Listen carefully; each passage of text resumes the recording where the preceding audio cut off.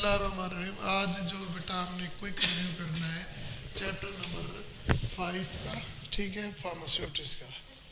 6, chapter number 6 है, page number 28 to 34। I will discuss in very few minutes. यहाँ पर board में मैंने 2 क्वेश्चन लिखे हुए हैं। कितने क्वेश्चन? 2 क्वेश्चन लिखे हुए हैं। कितने क्वेश्चन लिखे हुए हैं? 2 क्वेश्चन लिखे हुए हैं जो कि हम डिस्कस करेंगे। पहला क्वेश्चन ये है कि क्लासिफिकेशन ऑफ डोजेज फॉर्म, ठीक है, क्लासिफिकेशन ऑफ डोजेज फॉर्म, पहला क्वेश्चन ये है। दूसरा है कि डिफाइन फार्मास्यूटिक्स, फार्मास्यूटिक्स को आपने डिस्कस करना है। और 3 टर्मिनोलॉजीज हैं। एक है फार्मास्यूटिक्स की डेफिनेशन, एक है डोज, सुनते रहो, डोजेज फॉर्म क्या है, डोजेज फॉर्म किसे कहते हैं, और इसके अलावा एक्टिव ड्रग डिलीवरी सिस्टम किसे कहते हैं। 3 चीज़ें, pharmaceutics, drug delivery system and doses form, ठीक है। मेरे पास कोई भी डोज होगी, मतलब मेरे पास पैरासीटामोल है, उसके ऊपर लिखा होता है कि 500 मिलीग्राम। अगर आप टेबलेट का वज़न करें तो वो 500 मिलीग्राम नहीं होती, उससे ज़्यादा होती है। तो इसका मतलब ये है कि जो 500 किसको कह रहा है, वो सिर्फ एक्टिव इंग्रेडिएंट को कह रहा है। कोई भी डोजेज फॉर्म, कोई भी जब हम डिफाइन करेंगे, टेबलेट है, कैप्सूल है, तो उसमें 2 किस्म की चीज़ें होती हैं। एक होती है एक्टिव इंग्रेडिएंट, एक्टिव इंग्रेडिएंट, मतलब हम सर दर्द के लिए, एनाल्जेसिक के लिए, एंटीपायरेटिक के लिए, ब्लड प्रेशर को कम करने के लिए इस्तेमाल करते हैं, तो वो तो हम करेंगे या नहीं करेंगे, तो वो हम उसमें क्या करेंगे। लेकिन इसके अलावा जो जितनी चीज़ें होती हैं वो एक्सीपिएंट होती हैं। क्या होती है? एक्सीपिएंट होती हैं, उनको एडिटिव्स कहते हैं, ठीक है ना। नॉन फार्मास्यूटिकल एक्टिव एजेंट्स होते हैं जिनकी इनका एक्टिविटी के साथ कोई जिक्र नहीं होता। लेकिन कोई भी मकसद तो होना चाहिए ना कि भाई हम ये बाकी चीज़ें देखें। वो बाकी चीज़ें मैं गिन रहा हूँ आपके साथ, वो एडिटिव्स में है। व्हीकल्स हैं, व्हीकल का लफ्ज़ इस्तेमाल होगा, बेस का लफ्ज़ इस्तेमाल होगा, डाइल्यूएंट का लफ्ज़ इस्तेमाल होगा, और इसके अलावा डिसइंटीग्रेटेंट, डिसइंटीग्रेटेंट का लफ्ज़ आएगा, लिब्रिकेंट का लफ्ज़ आएगा, इसके अलावा ग्लाइडियंट का लफ्ज़ आएगा, इसके अंदर सरफेस एक्टिव एजेंट आएगा, और स्टेबलाइज़र, स्टेबलाइज़र आपको पास। अब देखिए, आपको समझ नहीं आई, आपको समझ नहीं आई। देखिए मैं आपको इस तरह देखता हूँ। देखिए मैंने एक पैरासीटामोल की या कोई सिरप, या एक सिरप बनाना है, एक सिरप बनाना है, ठीक है। अब इसमें भी पैरासीटामोल है, इसमें भी पैरासीटामोल है, ओके। अब मैंने देखो इसका बल्क को बढ़ाने के लिए एक चीज़ डालूंगा जो इसका वॉल्यूम बढ़ा देगी, ताकि ना मैं प्रॉपरली वे तरीके से उसको, अगर बहुत थोड़ी हो तो मैं तो उसे 5 मशीन में पंच नहीं कर सकूँगा, उसे डोजेज फॉर्म में भी नहीं ला सकूँगा। तो उसके लिए मुझे डाइल्यूएंट डालना चाहिए जो इसका वॉल्यूम को बढ़ा दे, इसके वॉल्यूम को बढ़ा दे, ताकि मशीन के अंदर रखेंगे तो टेबलेट फॉर्म में बन जाए, जो मैं चाहता हूँ डोजेज फॉर्म में, ठीक है। तो ये इसके लिए ये मैंने डाल दिया डाइल्यूएंट। क्या डाल दिया? Diluent, okay. तो देखिए ये लिखा हुआ है डाइल्यूएंट, ओके। अच्छा, फिर मैंने देखा भाईजान इसके अंदर जो है ना कि ये तो पाउडर एक्टिव इंग्रेडिएंट भी है और एक्सीपिएंट भी है, एक्सीपिएंट भी है। तो इनको आपस में एक दूसरे के साथ जुड़े रहना चाहिए। क्या चाहिए? जुड़े रहना चाहिए। तो इसके लिए फिर मुझे क्या डालना पड़ेगा?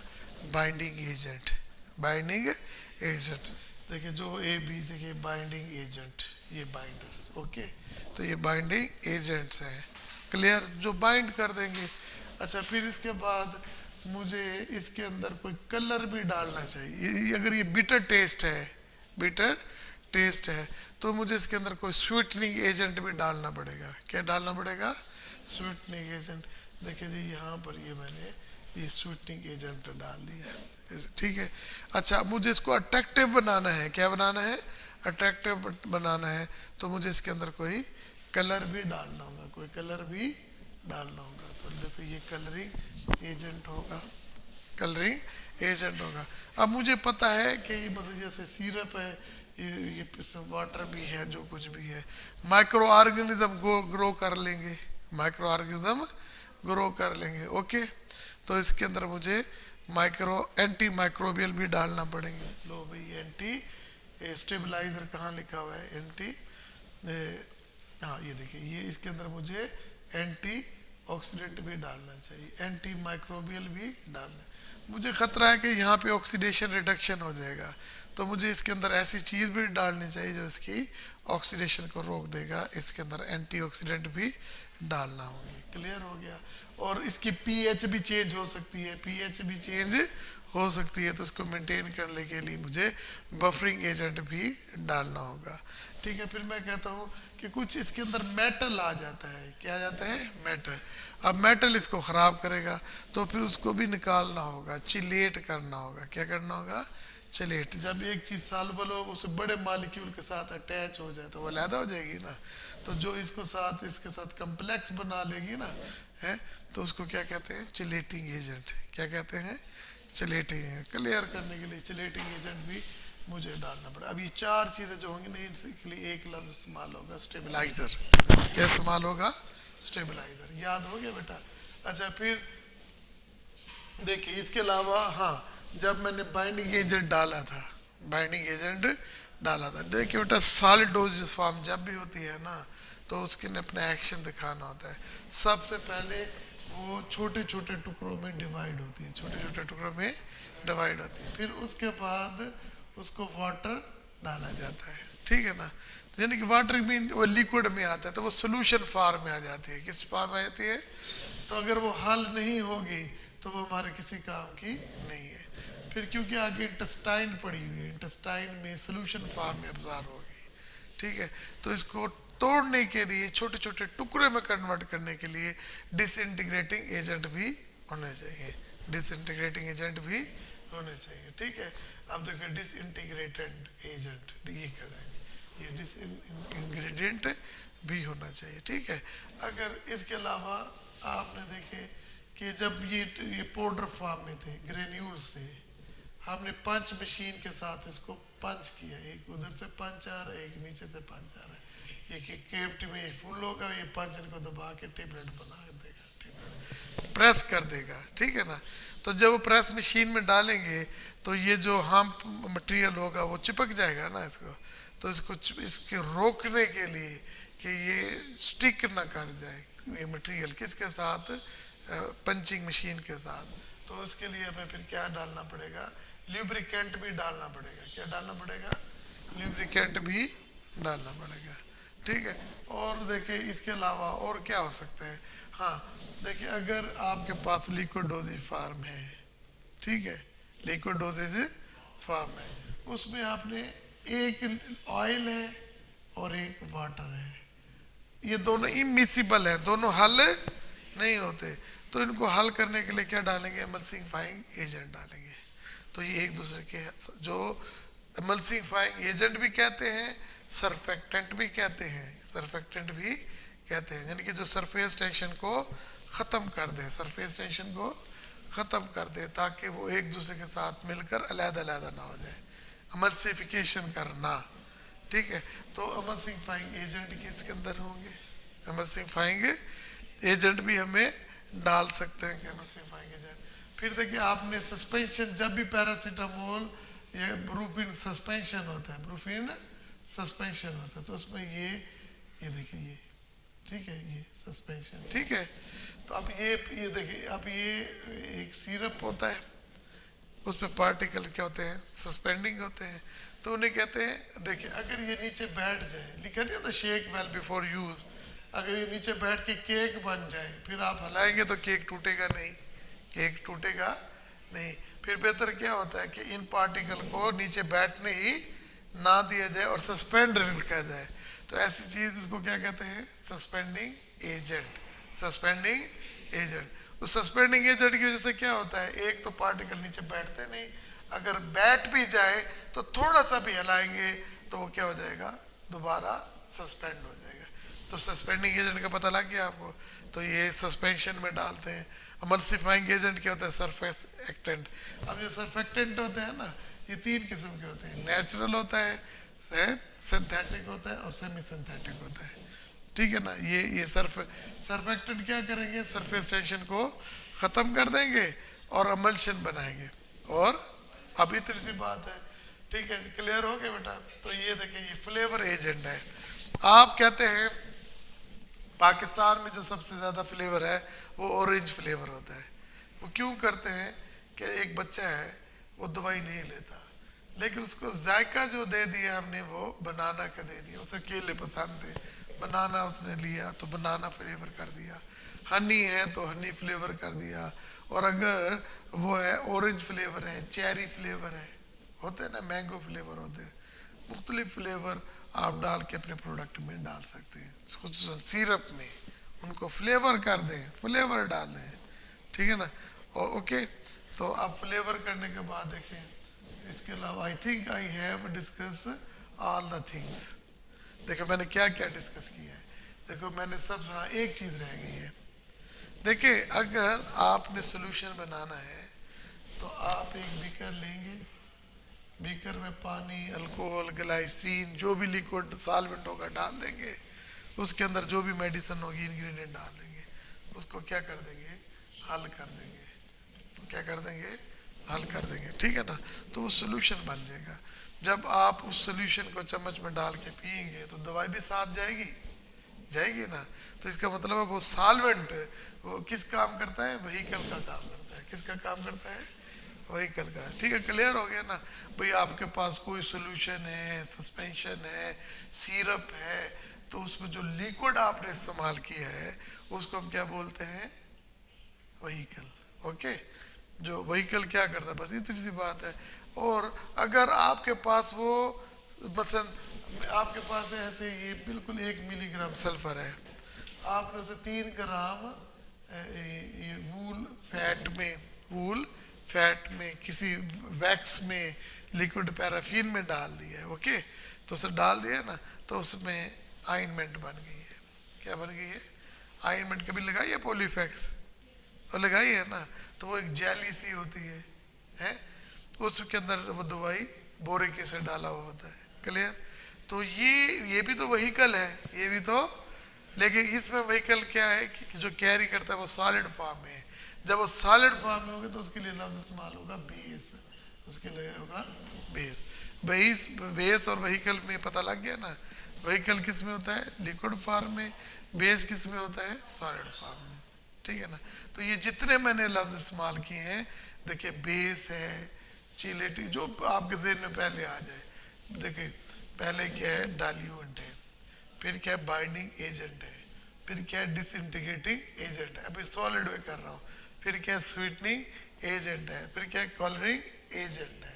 क्लियर हो गया? फिर क्या, एंटी माइक्रोबियल है, एंटी ऑक्सीडेंट है, एंटी चिलेटिंग एजेंट है, एंटी चिलेटिंग एजेंट है। These are all stabiliser, these are all stabiliser. नहीं समझ आई? तो ये स्टेबलाइजर का है। इसके अलावा देखिए हमने व्हीकल की बात की, किसकी बात की, व्हीकल, व्हीकल है, और बेस की बात की। दोनों बातें समझ आ गई ना। फ्लेवरिंग एजेंट की बात की, भाई हमने फ्लेवर डाल दिया। आप खुद सिरप बना रहे हो ना, आप क्या क्या डालोगे, आपको कोई कहेगा भाई अच्छी सी बनाओ, कलर बड़ा अच्छा हो, फ्लेवर बड़ा अच्छा हो, बिटर टेस्ट ना हो, लंबे अरसे तक चलता रहे, तो उसमें एंटी माइक्रोबियल स्टेबलाइजर डाल दें। ये कहता है मैंने एमल्शन बनाना है। क्या बनाना है, एमल्शन का नाम सुना हो, जब पेंट करते हैं तो एमल्शन होता है, वो भी लिक्विड ही होता है ना। तो उसमें 2 इमिसिबल लिक्विड को मिसिबल बनाया जाता है, तो एक तीसरी चीज मिला के, और उस तीसरी चीज का नाम क्या होता है, सरफेक्टेंट। सरफेक्टेंट, सरफेक्टेंट क्या होंगे, जो सरफेस टेंशन को खत्म कर देते हैं, सरफेस टेंशन को खत्म कर दे। ठीक है, तो उसका फायदा क्या होगा, आपका एमल्शन स्टेबल रहेगा। ठीक है, क्लियर हो गया ना। फिर कोई कहता है यार इसमें तो कोई मेटल आ चुका है, तो उसके लिए कहता है चिलेटिंग एजेंट डालो। क्या डालो, चिलेटिंग एजेंट। ठीक है, एपीआई, एक लफ्ज है एपीआई, एक्टिव फार्मास्यूटिकल इंग्रेडिएंट। ठीक है ना, एक्टिव फार्मास्यूटिकल इंग्रेडिएंट। समझ आ गई? देखिए आप मेडिकल स्टोर में जो चीज़ पड़ी होती है उसको मेडिसिन कहते हैं।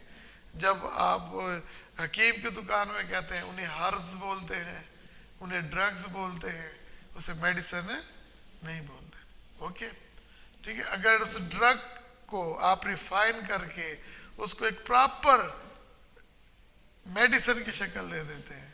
क्या है? ड्रग को प्रॉपर किस शेप में लेके आते हैं? मेडिसिन की शक्ल में। तो इसको हम बोलते हैं pharmaceutics. Pharmaceutics is a branch of pharmacy, is a pharmacy in which we study how drug is converted into medicine, clear हो गया? अब डोजेज फॉर्म, जब the physical form of medicine is known as dosage form. नहीं समझ आई? जैसे आप देखें capsule है, ये फिजिकल फॉर्म क्या है? सॉलिड है, तो सॉलिड डोजेज फॉर्म होगा। आपके पास सोल्यूशन है, एलिक्सर है, सिरप है, ये भी सॉलिड डोजेज फॉर्म में होगा, लिक्विड डोजेज फॉर्म में होगा। ठीक है ना? तो ये फिजिकल अपीयरेंस होती है, उसको कहते हैं। और जो ये जितने भी होते हैं इन्हें कहते हैं ड्रग डिलीवरी सिस्टम। इन्हें क्या कहते हैं?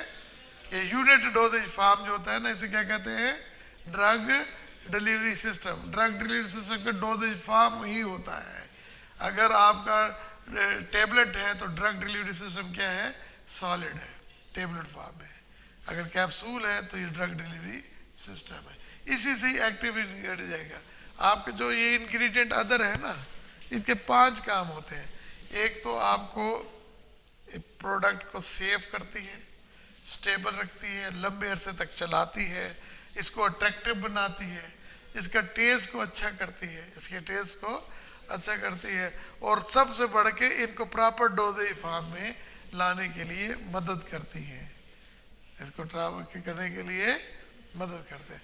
देखिए जी, आपकी पूरी एक मेडिसिन में 500 मिलीग्राम है, अगर आपने इसमें बाइंडिंग एजेंट ज़्यादा डाल दिया है तो वो डिसइंटीग्रेट नहीं होगी, तो उसकी एफिकेसी क्या हो जाएगी? कम हो जाएगी या ख़त्म हो जाएगी। एक टेबलेट है, आप खाते हैं, वो अंदर जाके डिजॉल्व ही नहीं होती, तो वो ब्लड में तो जाएगी नहीं, सीधा फीस से बाहर निकल आएगी, तो कोई फ़ायदा नहीं है। तो इसलिए फार्मास्यूटिक्स एक बहुत ही इम्पॉर्टेंट यानी कि टॉपिक होता है ड्रग डिलीवरी सिस्टम में, कि जब तक ड्रग हमारी टारगेट टिश्यूज पे नहीं पहुंचेगी उस वक्त तक वो बेकार है। और वो उसके लिए वो किसके ऊपर डिपेंड करता है? आपकी टेक्निक्स पे, आपकी इंग्रेडिएंट्स पे, सारी चीज़ों का। ठीक है? तो वो हमने इनके नाम बताए हैं। अब जो पेपर में सवाल आएगा ना, तो मतलब वो यही पूछ लेगा कि जी just name the just excipient additives of the drug medicine, additive। ठीक है? और क्या जी? एडिटिव है और एक्सिपिएंट्स है, तो इनको लिखें। तो आप ये सारे सिर्फ नाम लिख देंगे, पेपर में ये आता है।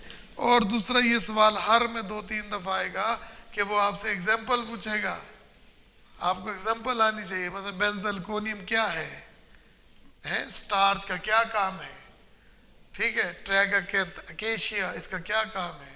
को मैं कहता हूँ कोई एक बाइंडिंग एजेंट का नाम बताओ, मैं से कहता हूँ सस्पेंडिंग एजेंट का नाम बताओ, इसे मैं कहता हूँ कलरिंग एजेंट का नाम बताओ, और उसे कहता हूँ, तो आप कहेंगे हैं ये क्या होता है। तो मेन चीज़ जो है ना, वो इस बुक के जो आखिर में आपको एग्जाम्पल याद करनी। चलिए वन बाय, आप देखिए ड्रग डिलीवरी सिस्टम मैंने पढ़ा दिया, डोजेज फॉर्म मैंने बता दिया, एक्टिव इंग्रेडिएंट का बता दिया, और एक्सिपिएंट में मैंने पहले नाम किसका लिया? एडिटिव्स का। क्या लिया? एडिटिव्स का। हर वो चीज़ जो एक्टिव इंग्रेडिएंट के अलावा मेडिसिन के अंदर मौजूद होंगी वो उसकी एडिटिव्स कहलाएंगी। कंसेप्ट इतना ही लिख दें। वो कौन कौन से? देखिए पहले व्हीकल मैंने क्या कहा था? जितनी लिक्विड डोजेज फॉर्म है, चाहे वो सोल्यूशन है, एलिक्सर है, सिरप है, सस्पेंशन है, तो वो जो लिक्विड जो सॉल्वेंट होता है ना, वो एक्ट एज ए व्हीकल। बस इतना ही लिख देना। उनमें क्या क्या होगा? देखिए उसमें वाटर होगा, है एरोमेटिक वाटर, जैसे रोज वाटर है, गुलाब का अर्क डाल देना कि है। अच्छा, उसके अंदर क्या होगा? वाटर फॉर इंजेक्शन होगा, उसके अंदर ग्लाइसिन होगी, क्या की ग्लाइसिन होगी। तो ये सारे क्या है? आपके व्हीकल है। ठीक है? अगर वो सॉलिड है, जैसे कोई ऑइंटमेंट है, ठीक है, और वो मेडिसिन को कैरी करता है, जैसे आपकी ऑइंटमेंट है, तो वो उसमें फिर हम ऐसे व्हीकल नहीं कहेंगे, उसको हम क्या कहेंगे? बेस कहेंगे। अब बेस में क्या होगा देखिए, soft paraffin, liquid paraffin, wool fat और बी वैक्स। तो अब आपसे कोई पूछ ले 4 लिखकर, उस पर लिख दे कि लिक्विड पैराफिन, तो लिक्विड पैराफिन किसकी एग्जांपल है? बेस की, व्हीकल की, डाइल्यूएंट की। आप बोलेंगे बेस की है। कोई भाई समझ आई है? देखिए ये देखिए, ये सॉफ्ट पैराफिन है, मेडिकल स्टोर से चले जाए आपको बता देगा। लिक्विड पैराफिन आपको बता देगा लिक्विड होगा। और इसी तरह वूल फैट, जो चर्बी होती है, वूल फैट, ठीक है, खाल में, ठीक है ना। और से बी वैक्स, ये हर एक ने देखे, ये मोम होती है ना, ये बी वैक्स। अब ये रट्टा क्या है? बीव शहद की मक्खी के छत्ते से मिलती है। B wax, wool fat, liquid paraffin और सॉफ्ट पैराफिन। क्लियर हो गया? हो गया कि नहीं हो गया? अब व्हीकल की एग्जांपल क्या है? वाटर, रोज वाटर, ग्लाइसरीन और इसके अलावा water for injection. Water for injection पता है किसे कहते हैं? तो जो इंजेक्शन होता है, अमोक्सिसिलिन होता है, तो साथ एक एम्प्यूल में वाटर होता है, तो उसे कहते हैं वाटर फॉर इंजेक्शन। क्लियर है? फिर देखिए इसके लिए हमने डाइल्यूएंट बोला, हमने ये बताया ना डाइल्यूएंट, ठीक है ना।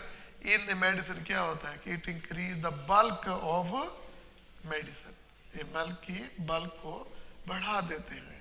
और उसका फायदा क्या होता है? हम उसे प्रॉपर डोजेज फॉर्म में लेकर आते हैं, ठीक है। तो बल्क जब करेंगे तो वो क्या क्या होगा? देखिए हमारे पास ये देखिए, ये डाइल्यूएंट है, लैक्टोज होगा, आप लैक्टोज डाल देंगे, जैसे सूखा दूध होता है। और देखिए कॉलिन, ये जो मुल्तानी मिट्टी होती है, कॉलिन, कॉलिन उसका वॉल्यूम को बढ़ा देंगे।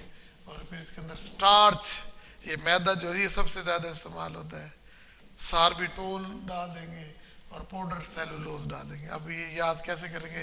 देखिए कॉलिन, स्टार्च, पाउडर सेलुलोज और इसके अलावा एक जो भूल गए वो लैक्टोज और सार्बिटोल। तो ये इसका डाइल्यूएंट को बढ़ा देंगे। याद हो गया? तो ये याद करने के तरीके हैं। और देखिए इसके अलावा आपके पास है, ये देखिए डाइल्यूएंट है, बाइंडर है। बाइंडर के क्या होते हैं? दे आर यूज, इतना लिख दो, binder are used to stick the component of the tablet of the dosage form. Dosage form में जितनी ए बी सी डी है तो वो उसको आपस में स्टिक कर लेते हैं, बाइंड कर लेते हैं, वरना तो आप लेके जाते तो उड़ता जाता, ठीक है। क्लियर हो गए? तो ये बाइंडिंग एजेंट में क्या क्या होंगे देखिए आपको सामने पता होगा, वो ट्रैगाकैंथ, ट्रैगा कैसे जैसे गूंद होती है, अकेशिया, ये चिपकने वाली चीजें है ना, ट्रैगाकैंथ। और इसके अलावा देखिए ये लिक्विड ग्लूकोज होता है, देखिए sodium carboxy methyl cellulose, sodium carboxy methyl. ये आपको मुश्किल लगेगी लेकिन आप इस लाइनों को, बाकी तो आपको आ गया, इनको एक एक दो दफा पढ़ेंगे तो याद हो जाएंगे। ट्रैगाकैंथ, अकेशिया, कार्बोक्सी मिथाइल सेलुलोज और जेलाटिन। जेलाटिन देखा है? जैसे आप नसीरी पाए खाएं तो उसके अंदर जो चुपचुपाहट होती है वो जेलाटिन होती है, एनिमल प्रोटीन होती है। और लिक्विड ग्लूकोज, लिक्विड आप ग्लूकोज ले लें, उसे गाढ़ा कर लें, देखो उसे चिपचिपाहट होगी कि नहीं होगी? होगी। तो इसके अलावा है ल्यूब्रिकेंट, आपने अक्सर जब हम नई से हजामत कराते हैं तो ये मशीन में लुब्रिकेंट डाल देते हैं ताकि शोर मचा रही हो, वो चिपकने से। अब देखिए ट्रैगाकैंथ लुब्रिकेंट किस लिए इस्तेमाल होते हैं? To avoid the stickiness of ingredient with the punch machine, okay, ठीक है। तो ये इसलिए होते हैं लुब्रिकेंट। अब लुब्रिकेंट में दो चीज़ें हैं देखिए, एक है मैग्नीशियम स्टीरेट और दूसरा टैल्क।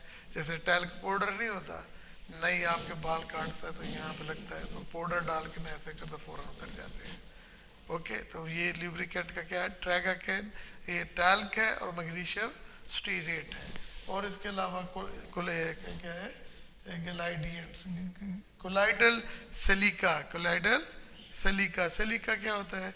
जैसे ये रेत से ना जैसे पका लें तो इससे बनता है, जैसे शेष गूंद टाइप होती है ना, तो ये होती है। और कॉर्न स्टार्च, कॉर्न स्टार्च ये मकई का आटा और टैल्क, ये ग्लाइडियंट होते हैं, तो जिससे फिसलन ज़्यादा हो जाती है, मूवमेंट ज़्यादा हो रही होती है। क्लियर हो गया जी? तो ये देखिए वन बाय वन आपने देखना है। मैंने ग्लाइड, ये देखिए ये ग्लाइडियंट है ना, जब ये देखिए ये एक दूसरे की दो चीजें होती है ना, एक दूसरे के ऊपर ग्लाइड करे, मूव करे, ऐसे ऐसे ऐसे, ठीक है ना, ये हड्डी है ना, देखिए ये एक दूसरे के ऊपर फिसलन। ग्लाइडिंग क्या होती है, जब दो रिंग होती है ऐसे, रिंग में ऐसे, ठीक है ना, ये घूमती है, तो ये अगर ये स्टिक होंगी तो सही तरह नहीं घूमेगी। अब इसके तरह मैं लगा देंगे ना ये, तो ये आसानी से ग्लाइडिंग करेंगे, ठीक है ना, क्लियर हो गया। तो ये ग्लाइडिंग, ये तो ये कोलाइड कॉर्न स्टार्क और टैल्क होता है, ठीक है। अच्छा, अब इसके अलावा सरफेक्टेंट और सरफेस एक्टिव इंग्रेडिएंट, मैंने क्या कहा था कि these are used to reduce the surface tension है, it is help use in the emulsions, ये एमल्शंस में काम आते हैं। तो वो क्या कहते हैं, दो मुख्तलिफ इंटरफेस के दरमियान ये अटैच हो जाते हैं और उनके आपस में अट्रैक्शन को रोक देते हैं और वो सेपरेट नहीं होते। तो बस आपने ये लिखना है कि they reduce the surface tension, ठीक है। ये तीन किस्म के होते हैं बेटा, ये एक होता है नेचुरल, एक होता है सिंथेटिक और एक सेमी सिंथेटिक। नेचुरल में देखो वही अकेशिया, ट्रैकाकैंथ, एगर और जेलाटिन, वही भी, ये भी वही है, ठीक है ना। ये भी सरफेस टेंशन को क्या कर देते हैं, कम कर देते हैं। और देखिए एक है सेमी सिंथेटिक में कार्बापोज और पोलीओक्स। अगर वो लिख देता है कि पोलीओक्स, ये कौन सी एग्जांपल है, नेचुरल, सिंथेटिक, सेमी सिंथेटिक, ठीक है, तो आप कहेंगे ये सिंथेटिक क्या है, सिंथेटिक सरफेक्टेंट है। कहता है विच, ये एमसीक्यूज है ना, तो आपने इस तरह करना है। और देखिए ये एमसीक्यूज के रेफरेंस से बहुत इंपॉर्टेंट है, लेकिन वो हेडिंग्स में भी बहुत इंपॉर्टेंट है। वो आपसे पूछ लेगा कि फार्मास्यूटिकल में क्या होता है। देखिए स्टेबलाइजर है, एंटी ऑक्सीडेंट है और एंटी, देखिए ABC। स्टेबलाइजर क्या होता है, which maintain the shelf life of the medicine. कहते शेल्फ जब आपने 2 साल के लिए रखा है तो वो अपनी एफिकेसी को मेंटेन रखता है, अपनी शक्ल को मेंटेन रखता है, ठीक है ना। और इस अरसे में जब तक वो स्टेबल होगी तो आप इस्तेमाल करेंगे, अदरवाइज आप इसे इस्तेमाल नहीं करेंगे। तो स्टेबलाइजर में ABC, ए से क्या है एंटी ऑक्सीडेंट, ए से क्या है एंटी माइक्रोबियल, बी से क्या है बफर एजेंट, सी से क्या है चिलेटिंग एजेंट, इसे कहते हैं ABC, ठीक है। और इसमें देखिए बी में क्या है बफरिंग एजेंट, सीधा लिखना दे मेंटेन द pH। वही एग्जांपल है बफर की, citric acid, sodium citrate, acetic acid, sodium acetate, ठीक है, clear. Boric acid, sodium borax ये। और देखिए चिलेटिंग एजेंट, तो वो ये मेटल को ना क्या कर लेते हैं, रिमूव करते हैं, they remove metal by making complex with chelating agent. अब है एडिटेट डाइसोडियम, एडिटेट डाइसोडियम, एडिटेट डाइसोडियम, ये क्या कहलाता है, चिलेटिंग एजेंट कहलाता है। बफरिंग एजेंट, बफर के 2 एग्जांपल बताए, anti microbial, benzoic acid, sodium benzoate है, इसे क्या कहते हैं, एंटी माइक्रोबियल। और एंटीऑक्सीडेंट क्या होता है, ascorbic acid, sodium ascorbate, alginic acid, sodium alginate. ऐसा बताइए। अब तो भी ऐसे लगता है, लेकिन अब मैं जब पढ़ रहा हूँ तो जरा गौर से, मैंने क्या कहा है, मैंने कहा है एस्कॉर्बिक एसिड विटामिन सी को कहते हैं, ठीक है। अब सोडियम एस्कॉर्बेट ये उसके साथ को कहते हैं, टोकोफिरोल ये विटामिन ई को कहते हैं। तो अब ये विटामिन ई भी एंटीऑक्सीडेंट है, विटामिन सी भी एंटीऑक्सीडेंट है। अब टोकोफिरोल है, एस्कॉर्बिक एसिड है और सोडियम एस्कॉर्बेट, एल्जेनिक एसिड है, सोडियम एल्जीनेट है, क्लियर हो गया। तो ये फ्लेवरिंग एजेंट है, but the flavouring agent these are the substance which give flavor to the liquid preparation, ठीक है ना। मतलब जैसे कौन सा फ्लेवर होगा, orange flavour, banana flavour, mango flavour, cherry flavour. तो अब इसमें एक कैलामिल, कारमिल लिखा हुआ है, ये कलरिंग एजेंट है, ठीक है ना। ये देखिए बनाना, चेरी, पाइनएप्पल, पिपरमेंट, पुदीने का टेस्ट, ठीक है ना, और ऑरेंज फ्लेवर, क्लियर हो गया। और लीमोन फ्लेवर, ये तो आपको आता है। Sweetening agent are agent which mask the bitter taste of the medicine, suspension, syrup to enhance its palatability. बस सीधा लिख देते give sweet taste to the preparation, liquid है जो भी है, या दे मास्क, ये छुपा देते हैं किसको भला, bitter taste को। आपके पास कौन सा है, इसके लिए हनी इस्तेमाल करते हैं, लैक्टोज इस्तेमाल करते हैं, सुक्रोज करते हैं, ग्लाइसिन करते हैं, और सार्बिटोल। अब आपसे ये कोई पूछ लेगा भाई इसमें कौन सी चीज़ स्वीटिंग एजेंट नहीं है, आपको पता है सार्बिटोल भी स्वीटिंग एजेंट है, ग्लाइसिन भी। अच्छा इसमें पोलीऑक्स लिख दे, आप कहेंगे पोलीऑक्स तो स्वीटिंग एजेंट नहीं है, ये तो सिंथेटिक क्या है, सरफेक्टेंट है। ये भूल जाती है, मिक्स हो जाती है, समझ आई है। तो लेकिन करने से तो देखिए ये पहला क्वेश्चन तो आपका हो गया, पहला क्वेश्चन तो आपका क्लियर हो गया। अब हम दूसरे क्वेश्चन की तरफ जा रहे हैं, हमने पेज नंबर 28 से 34 तक जा रहे हैं। अब देखिए अगला पेज, अगला है type of the dosage form. कहते हैं ये पेपर में 3 दफा सवाल है, write down the classification of dosage form, ठीक है ना, on the basis of route of administration.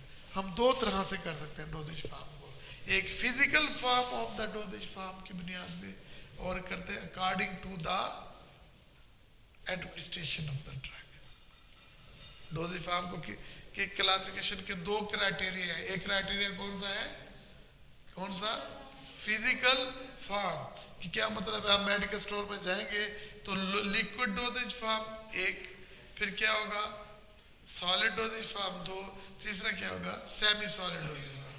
तो ये 3 चीज़ों में आप मेडिकल स्टोर पे जाएंगे तो आपको ये 3 किस्म की दवाइयाँ मिलेंगी। कौन कौन सी, solid dosage form, liquid dosage form और सेमी सॉलिड।